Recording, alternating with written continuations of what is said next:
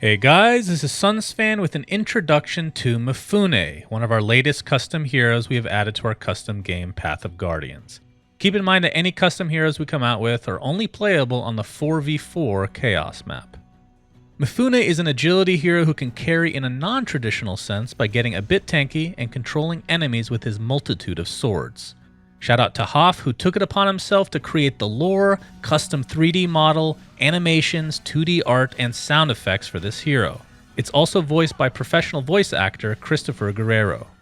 I carry with me 1,000 lifetimes.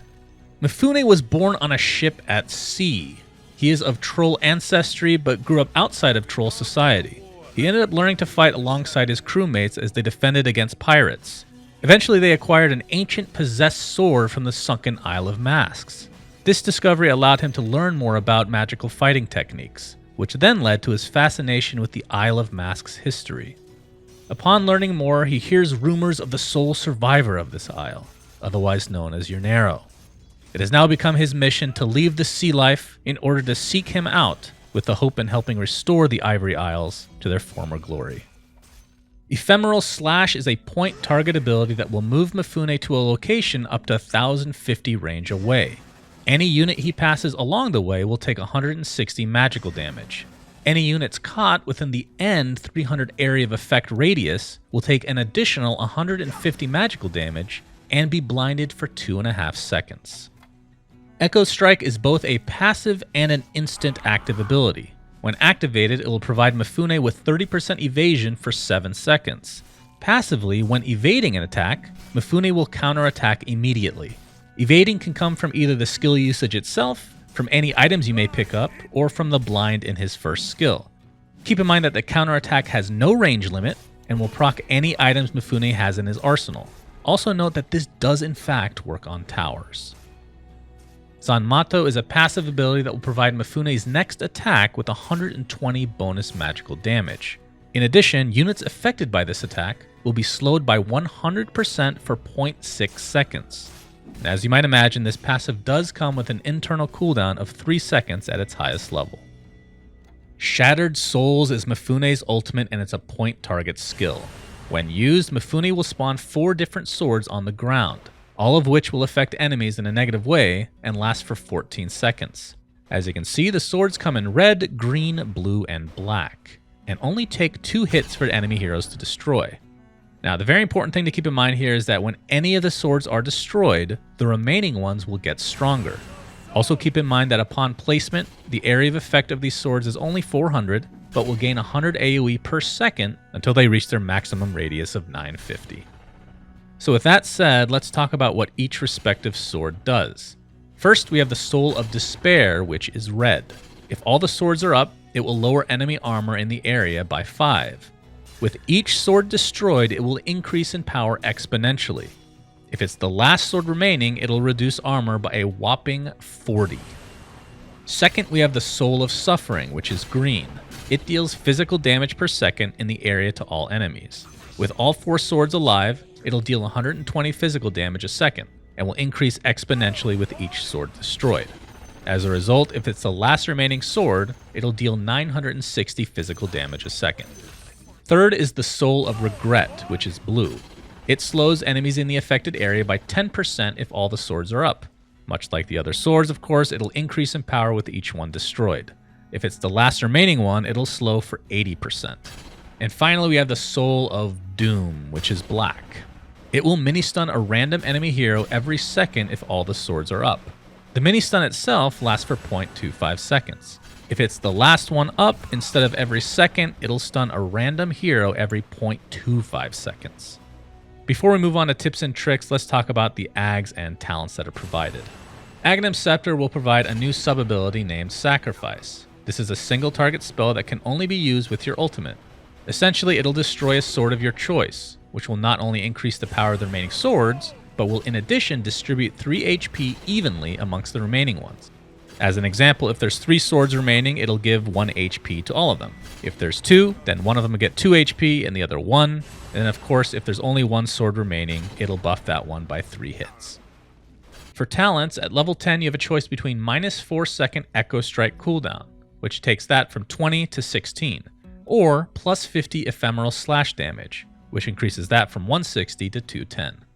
At 15, you have a choice of plus 0.4 second Zanmato slow duration, which increases that from 0.6 seconds to 1.0 seconds. Or Echo Strike active provides plus 40 movement speed. At 20, you can hide the color of your Shattered Souls, or you can add 30% evasion to Echo Strike, which increases that from 30 to 60%. For the Shattered Souls colors, keep in mind that you and your allies will see absolutely no change in the spell, but enemies will see only black swords. And finally, at level 25, there's a choice between plus 125 Zanmato bonus magical damage, which increases that from 120 to 245, or plus 500 ephemeral slash range, which increases that from 1050 to 1550. Okay, let's talk about some tips and tricks to get you comfortable playing Mifune. In terms of the skills, ephemeral slash has a lot of uses. The most obvious is being able to secure a kill from afar, or to use it as a getaway. In addition, you can use it to initiate, thereby giving you a better position for your ultimate. But if you don't need help initiating, then you can see it work the other way, where the ult is already down, and you use the spell for the blind purposes, thereby preventing enemies from destroying your precious swords. Echo Strike is pretty straightforward, but it definitely needs to be said that building evasion items can be really strong depending on what kind of lineup you're going up against. Zanmato is also pretty basic, but it's great for chasing after you jump in with your first ability.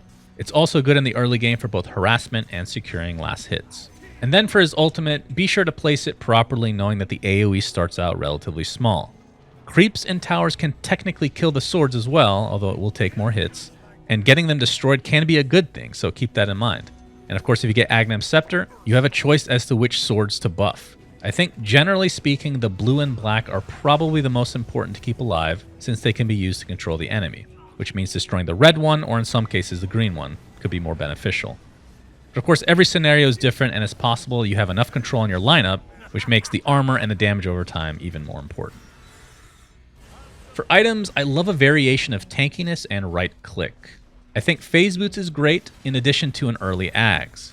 After that, it opens up quite a bit. But if they have a lot of right clickers, then an early Butterfly or Halberd can be beneficial.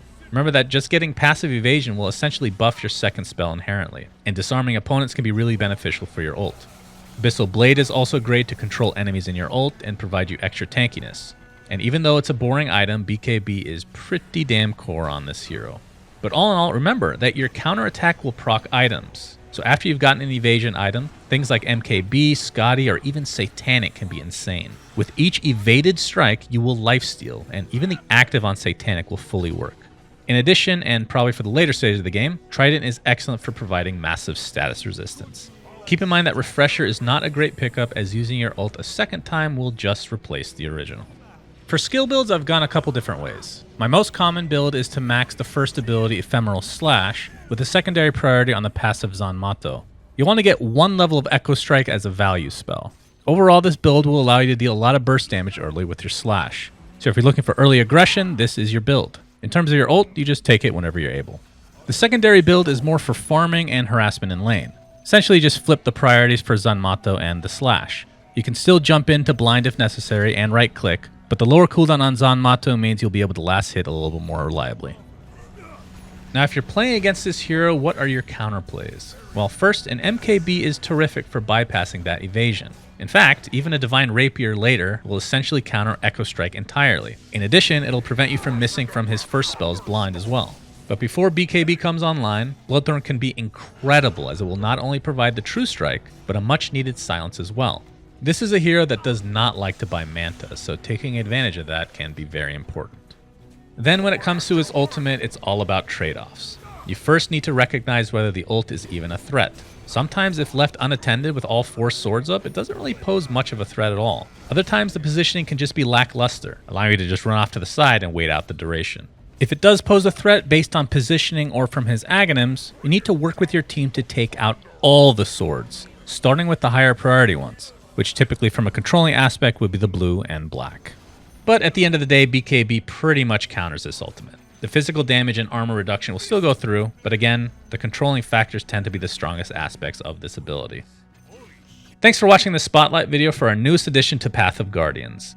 Be sure to watch our other Spotlight on Thunderboar. If you need any additional info on these heroes, or the mod itself, don't hesitate to visit pathofguardians.com. And if you want to join our POG community, you can find us on our Discord at discord.gg/sunsfan. Keep in mind that we'll be holding tournaments every couple weeks, so be ready to sign up. Also, just an FYI, but we've replaced the old Battle Pass accelerators with a new ticket system. We have silver, gold, and diamond tickets to choose from. The full list of features can be found on the website, but essentially they give you more XP for the Battle Pass, and they'll allow you to tip in-game. And then with the gold and diamond tickets, you'll be able to get an extra daily quest, in addition to unlocking our new weekly quests and detailed website stats. And then exclusively for the diamond ticket, you can provide extra XP for your teammates, get an exclusive companion and effect, as well as turn every single one of the heroes you play golden. We appreciate your support, friends, and until next time, this is SunsFan signing out.